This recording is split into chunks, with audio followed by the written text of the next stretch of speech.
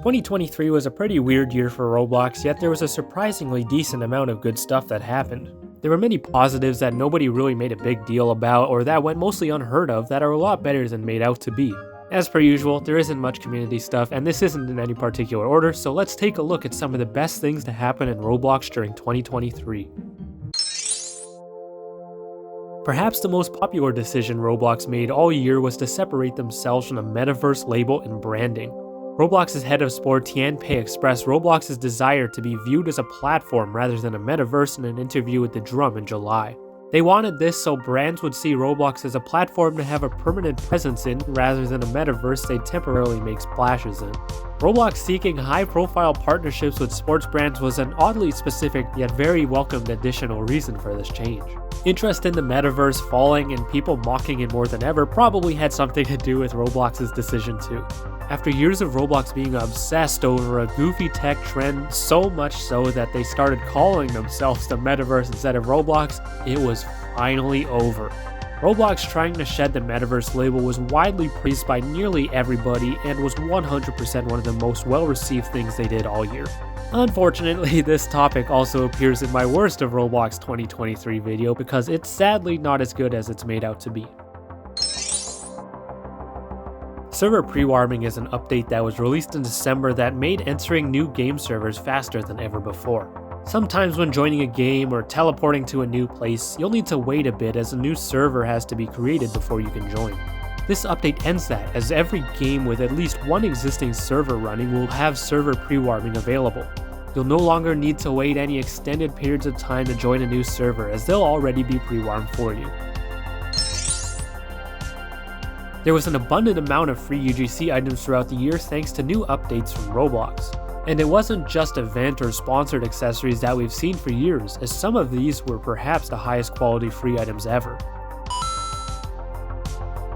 UGC Limiteds were released in April and ended up bringing with them a couple of ways for users to get free accessories. They could initially be sold for free, which I believe marked the first time any limited item could actually be purchased for nothing. UGC Limiteds could also be given away in games, similar to how event items have worked in the past. This feature made it possible for devs to give away prizes as if they were hosting their own event, allowing for things like egg hunts to continue on in an extremely smaller scale. It was very rare for Roblox to make free items limited back in the day, so to see all of these free limiteds now is pretty cool. The release of UGC bundles and body parts was extremely well received, largely thanks to the fact they could be priced for free. The most popular of them all was Billy, which was so beloved by users that riots began after the bundle was taken down for a short period of time. For a few weeks, you'd have a hard time joining any game than not seeing somebody wearing at least the Billy head. UGC bundles being free also gave users the opportunity to try out realistic Arthur bundles that looked better than Roblox's creations, some of which became somewhat popular too. Roblox would add multiple price floors for them a couple months later following their release, but thankfully a lot of people took advantage of them being free prior to that. Roblox fully released a new in-game menu that came with a much fresher look and several customization features to help make the playing experience better. The design of the menu is pretty much completely redone with a fairly similar but much nicer and more modern look overall. Roblox also gave the option to customize the menu for the first time ever, which includes the transparency option for it. This seemingly insignificant option is actually quite helpful for anyone who may want to see what's going on behind the menu or those who want to block it out. Mostly everything else stayed the same, but that doesn't mean the menu wasn't significantly upgraded both visually and performance-wise. I'm gonna be honest with y'all, I was debating on whether or not I include this, but I'm going to add it anyway because it's good on paper. Roblox added the ability to add a screenshot to your report when you're reporting a game. It's a pretty simple concept where you just snap a picture, highlight anything you may want to highlight, and send it along with your report. This is currently only available for reporting games while in that game, and I've got no clue if that will be expanded upon. Theoretically, this update should help moderators easily identify what's wrong with a game rather than just reading a brief statement and having to search out for what's wrong. Images along with reports should help mods save time and more accurately ban games, which are obviously both key in improving Roblox's horde moderation. Unfortunately, I've experienced this update not working even when reporting the most obvious of violations, so I'm not really sure how effective it currently is. Roblox's best update helping age up the platform yet arrived in 2023 with the introduction of 17+ games for 17+ ID verified users. 17+ games have opened up the possibility of much more mature games that probably would have once been banned. Entertaining themes like drinking and more violent games than ever are now out, with higher quality ones likely to release as time goes on. We're still in the early stages of this update, so don't be surprised if we get something like a Roblox Doom in the future.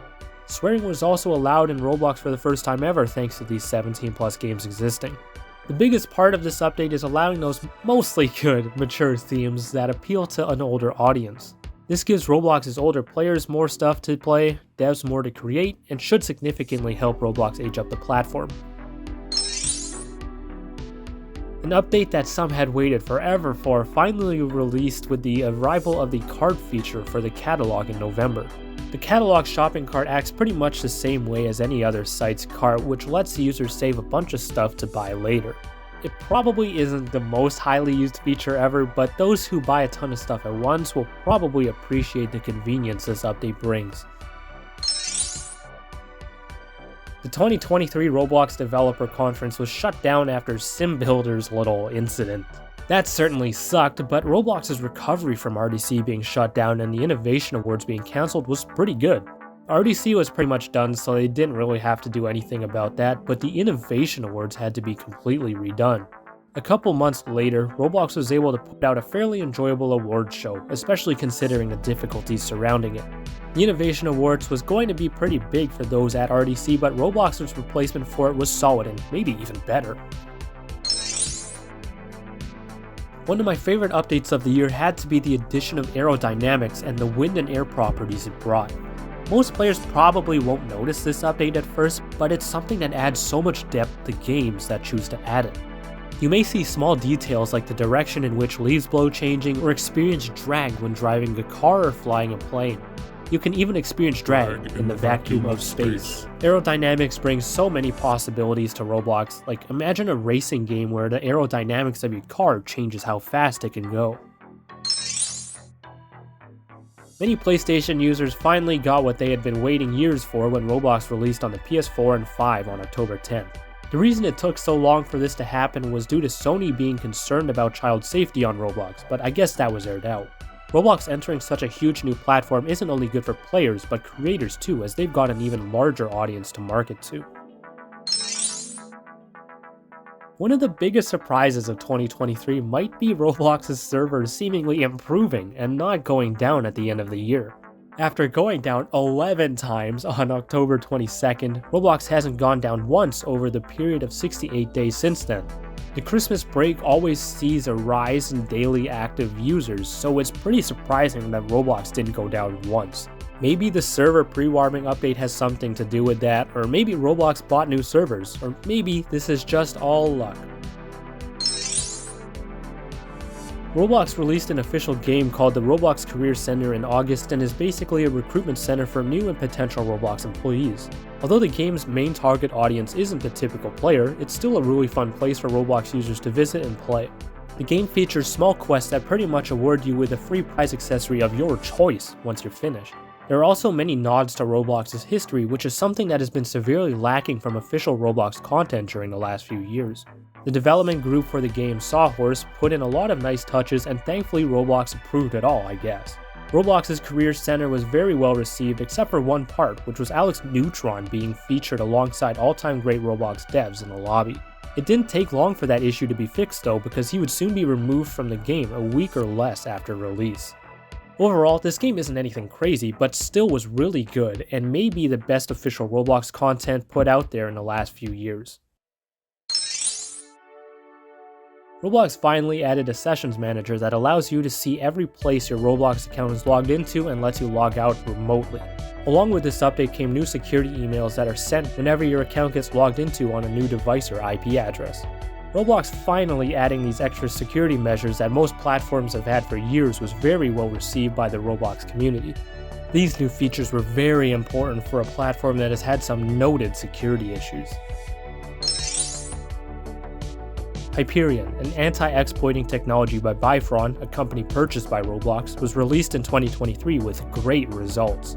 This tech is able to detect badware software entering the Roblox client and will crash the client if exploits are found. A lot of common exploiting that used to plague Roblox was stopped, which has been very noticeable in several games. It's not perfect as there's still plenty of exploiters around, but this update made exploiting much harder and a lot less common. Roblox released a long-awaited searching feature for games back in late June called Exact Match Search.